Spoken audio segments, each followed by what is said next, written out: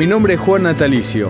Soy investigador del Observatorio Malvinas de la Universidad Nacional de Lanús. Cuando se habla de Malvinas, se lo relaciona al conflicto de 1982. Pero existe una profunda historia que nos une con las islas, desde el momento de nuestra formación como nación hasta estos tiempos. Mi desafío es profundizar en los temas menos difundidos de nuestra historia.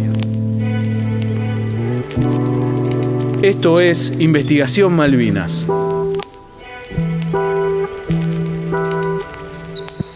En 1992 se publicó en el Reino Unido, Gran Bretaña e Irlanda del Norte el libro Viaje al infierno del ex paracaidista británico Vincent Bramley, que denunció diversos homicidios cometidos contra prisioneros de guerra argentinos por parte de sus colegas del batallón de paracaidista número 2. Entre otros relatos, Bramley contó: estaba cerca al sargento Pettinger, lo seguí. Apenas dimos 4 o 5 pasos, una mano salió entre las rocas y me agarró el tobillo y los pantalones. Miramos al suelo, era un Archie herido. Quise apartarme, pero el soldado me sujetó con más fuerza. Corrí un poco el cuerpo y el sargento le pegó 2 tiros en la cabeza. Esta denuncia de Bramley en su libro, ¿fue el único asesinato? ¿Hubo más abusos por parte de las tropas británicas con prisioneros argentinos? ¿Son crímenes de guerra? Un ex cabo paracaidista británico, Vincent Bramley, escribe un libro que llamó Excursión al infierno. Ahí describe cómo muchos de sus colegas asesinaron a prisioneros de guerra, cometieron homicidios, no fusilamientos, sino simple y llano homicidios. Esto disparó una investigación interna en el Reino Unido. El gobierno británico le encomendó a la Fiscalía General de la Corona, que es como la Corte Suprema de Justicia en nuestro país, una investigación. Esta le encomendó a la policía británica, Scotland Yard, viajar a Malvinas y a Buenos Aires para tomar testimonios en el año 93. Nosotros en ese momento, desde las organizaciones representativas de los veteranos de guerra, exigimos a nuestro gobierno que era inconcebible que los victimarios, los perpetradores de los crímenes hicieran una investigación y los que habíamos sido víctimas de esos crímenes no hiciéramos ninguna investigación. Le pedimos reciprocidad, como dice el derecho internacional. Ya que los ingleses mandaban a Scotland Yard, nosotros decíamos, bueno, mandemos a la Policía Federal Argentina a las Islas Malvinas y a Londres a tomar testimonios. Eso no fue posible, pero sí finalmente se creó una comisión investigadora con sede en el Ministerio de Defensa argentino, que funcionó durante el año 93 y dio un dictamen en el 94, con muchas dificultades porque hubieron muchas trabas, gente que puso obstáculos, como el ex jefe del ejército Martín Balsa, que en el momento que estábamos haciendo la convocatoria dijo que había sido una guerra entre caballeros y que se había respetado el derecho internacional, a lo cual le mandamos una carta documento y le dijimos que él no podía decir eso porque había constancias en el informe oficial del ejército de que habían habido crímenes de guerra.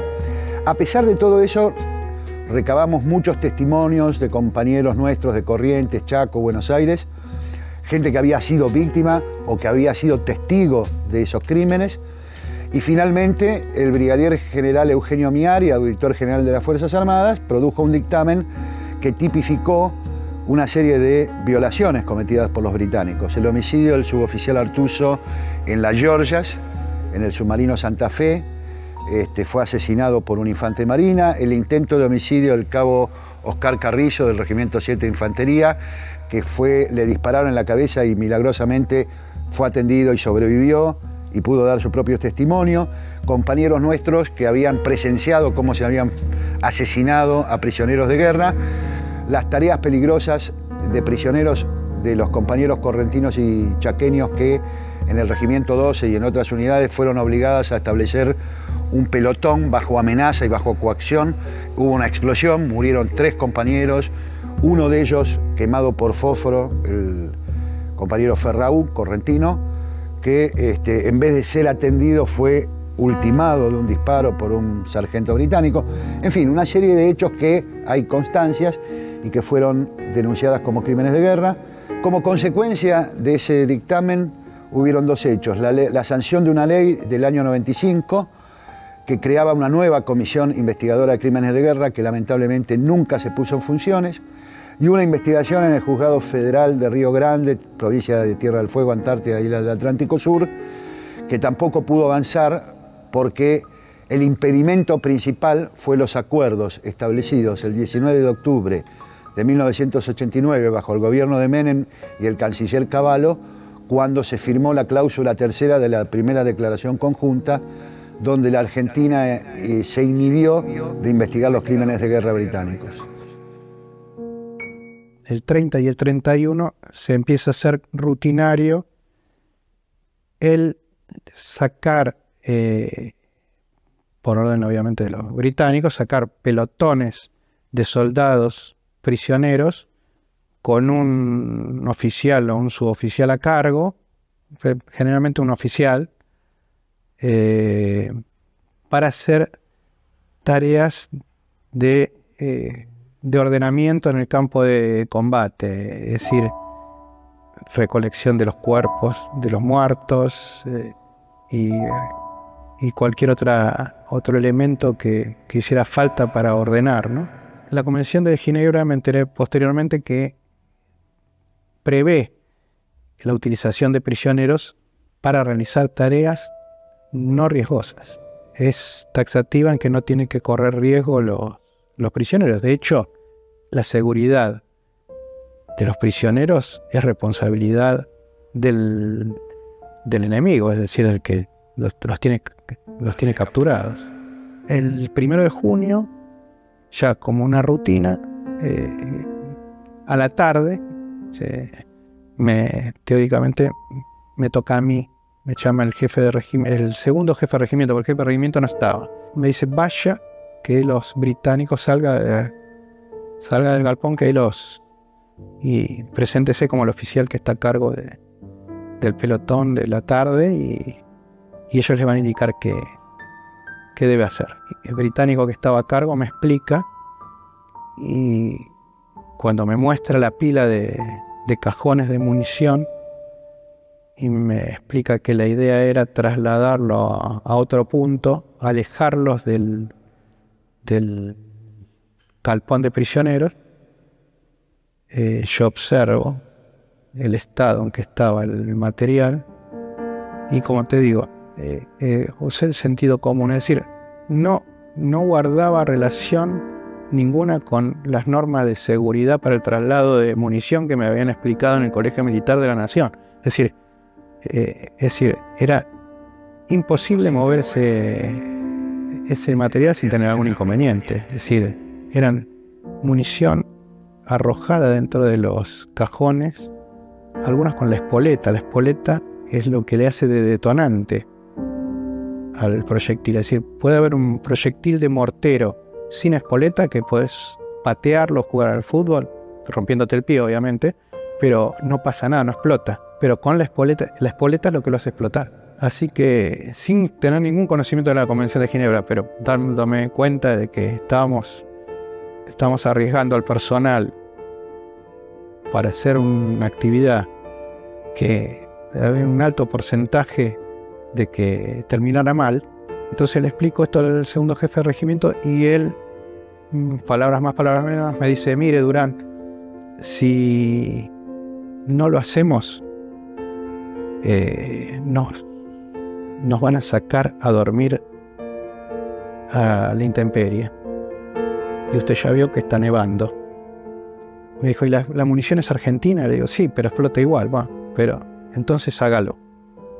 El segundo jefe de regimiento se vio extorsionado por los británicos para realizar una actividad que no era acorde.